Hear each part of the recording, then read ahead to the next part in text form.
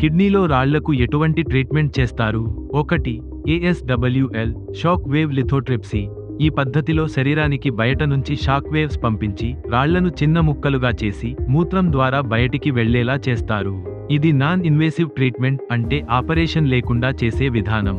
ఈ పద్ధతిని చిన్న మరియు మోస్తరు సైజు రాళ్లకు ఉపయోగిస్తారు. 2.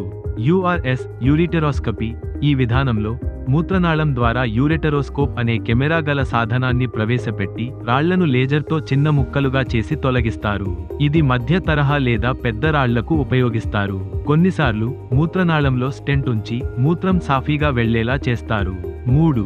RIRS retrograde intrarenal surgery. ఇది అధునాతన లేజర్ ట్రీట్మెంట్. ఈ పద్ధతిలో ఫ్లెక్సిబుల్ ఎండోస్కోప్ను ఉపయోగించి కిడ్నీలోనూ రాళ్లను గుర్తించి లేజర్ సహాయంతో ముక్కలుగా చేస్తారు.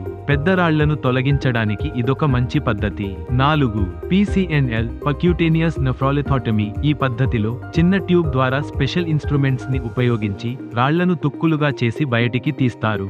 ఇతర మెథడ్లతో పోలిస్తే ఇది పెద్ద రాళ్లను పూర్తిగా తీసేయడంలో అత్యంత ప్రభావవంతమైన పద్ధతి. మీకు కిడ్నీ రాళ్ల సమస్య ఉంటే ఆలస్యం చేయకుండా వెంటనే ట్రీట్మెంట్ రేంజ్ హాస్పిటల్ను సంప్రదించండి.